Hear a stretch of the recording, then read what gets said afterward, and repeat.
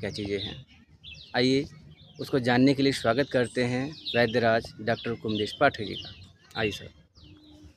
नमस्कार मित्रों, मैं आयुर्वेदाचार्य डॉक्टर कुमदेश पाठक। हाँ सर, अच्छा ये बताइए कि जो अदरक होता है जिसको हम लोग यहाँ पे अदरक जानते हैं, तो इसका कई और नाम भी होता है? जी, इसके कई नाम हैं, जैसे शिशु भैषज्या, बाल भैषज्या, नागर।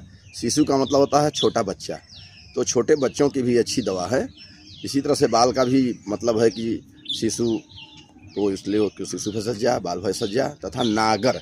नागर इसलिए कहते हैं कि नगर में इसका अच्छा व्यापार होता है, इसलिए इसका नाम नागर है। अच्छा, इसका जो है वैज्ञानिक नाम और इसकी फैमिली जो है, इसके बारे में कुछ ज्ञान पर प्रकाश डालिए। जी, इसका बोटेनिकल नाम है कि जिंजीबर ऑफिसिनेल तथा इसकी फैमिली है जिंजीबरेसी।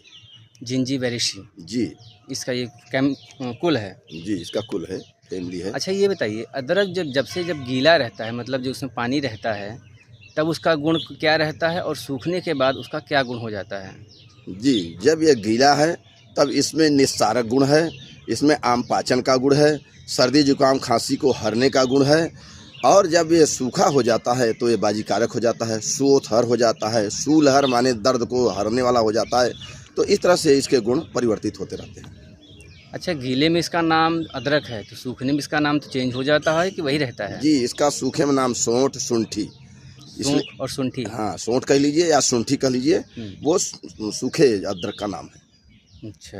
अच्छा, जो औरतें जो है सिठौरा में उसका उपयोग किया जाता है। जी जी जी। अच्छा ये बताइए, क्या ये अदरक को जो है शुगर में भी उपयोग किया जाता है? जी, शुगर बहुत अच्छे से कार्य करता है शुगर में, इसलिए कि जो पैंक्रियाज है उसको इस तरह से ये स्टिमुलेट करता है कि वहाँ से बीटा सेल इंसुलिन का अच्छा स्राव करने लगता है और इंसुलिन ही शुगर को नियंत्रित करता है। अच्छा, जी मतलब ये बीटा सेल को एक्टिवेट करता है। जी, बीटा सेल को एक्टिवेट करता है बहुत अच्छी तरह से, लेकिन लंबे समय तक लेना पड़ेगा। अच्छा ये बताइए, क्या ये अदरक जो है, जैसे लोग सफ़र में जा रहे हैं या कहीं और जा रहे हैं, किसी कारण से उनको उल्टी या वोमिटिंग या नौज़ा होने का चांसेस जब होता है, तो क्या इसका उपयोग उसमें किया जा सकता है? जी, ये उल्टी या एमेटिक ड्रग है, ये 3 तरह से जो है कार्य करता है। एक तो किसी प्रकार से अगर उल्टी हो रहा है, जैसे प्रेग्नेंट लेडी है, तो उसको मॉर्निंग सिकनेस कहते हैं, उसमें भी ये कार्य करता है। और कुछ लोग जैसे यात्रा पे जाते हैं तो गाड़ी में जैसे बैठते हैं, गमन करते हैं, तो उसे मोशन सिकनेस कहते हैं। वो गति में है तो वहाँ पे भी लगेगा कि जैसे उल्टी हो जाएगा, नाजिया फीलिंग होगा, तो वहाँ पे भी ये जो है अच्छा तरह से कार्य करता है। एंटी एमेटिक कार्य करता है, एंटी वोमेटिक है। तो कैसे इसका उपयोग होता है? इसका उपयोग आप जो है अगर लिए हैं जेब में या कहीं से मार्केट से ले लिए, तो ऐसे ही अगर मुंह में चूसेंगे, अगर कुछ भी नहीं है उस जगह, तो भी अच्छा काम करेगा। अगर कहीं से काला नमक के साथ आप इसको चूसते हैं तो और भी सोने में सुहागा हो जाएगा। अच्छा। अच्छा, इसमें एल्कोलाइड पाया जाता है? जी, इसमें जो एल्कलाइड है वो जिंजीबेराल है। इसी एल्कलाइड के कारण इसमें कटुता है और इसका जो है स्वाद कटु है। अच्छा, आम जनमानस में लोग कहते हैं कि अदरक बहुत गर्म होता है, तो क्या यह गर्म का गुण प्रदर्शित करता है? जी, ये बिल्कुल गर्म गुण वाला है। आयुर्वेद की भाषा में उसे उष्णवीर्य वाला कहते हैं औषधि। तो ये जो है पित्त प्रकृति वाले व्यक्तियों को नहीं देना चाहिए। अगर दें तो बहुत कम मात्रा में दें। शरद और ग्रीष्म ऋतु में भी न दें, क्योंकि इस समय शरीर में संचय होता है पित्त का। तो पित्त ये भी है, पित्त वो है, इस तरह से ये गुण बढ़ जाएगा, तो वहाँ पे मना भी किया गया है। अच्छा, ये पित्त क्या होता है फिर? पित्त जिस तरह से जिस तरह से शरीर में 3 प्रकार के दोष हैं, वात पित्त कफ, तो उसी में से एक दोष पित्त भी है। अब इस पित्त में आपके शरीर में ऐसे ऐसे परिवर्तन आएंगे कि अगर वैद्य 2-4 प्रश्न आपसे करेगा तो वो आपकी डायग्नोसिस बना लेगा कि आप वातज प्रकृति के हैं, पित्तज प्रकृति के हैं, कफज प्रकृति हैं। पित्तज प्रकृति वाला जो श्लोक है वो इस तरह से है: अकाले पाली तैरि व्याप्तो धीमान स्वेदी चरोषण स्वप्ने ज्योतिषाम दृष्टा पित्त प्रकृति को नर।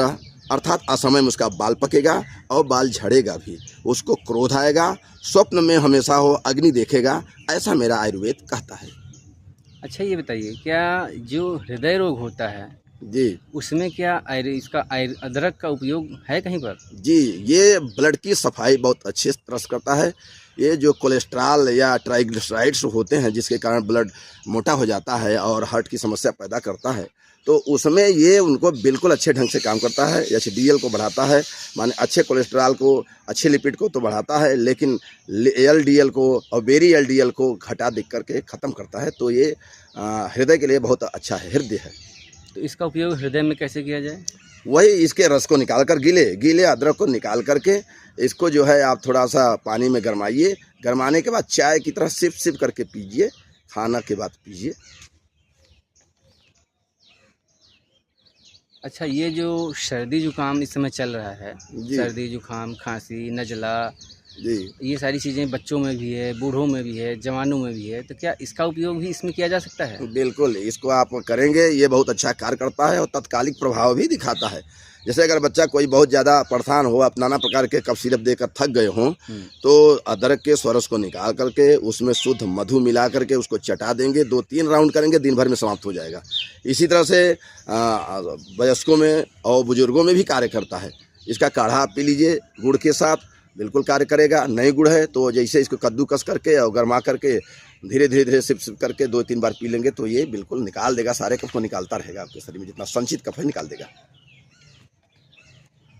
अच्छा, ये बताइए, वयस्कों में जो है जो वायरल फीवर है, इसमें ये कैसे काम करता है?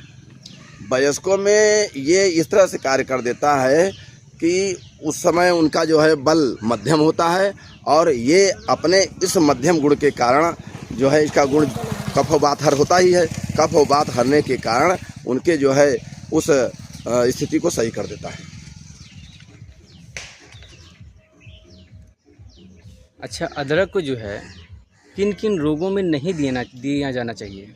जी, अदरक कफ और वात की जो है मुख्य रूप से दवा है, तो पित्त व्याधियों में इसको न दें या पित्त प्रकृति के व्यक्तियों को न दें। ग्रीष्म ऋतु या शरद में संचय होता है तो वहाँ न दें, लेकिन आवश्यक हो तो हल्का फुल्का दे सकते हैं, ज़्यादा नहीं देना चाहिए, ये हमारा आयुर्वेद कहता है।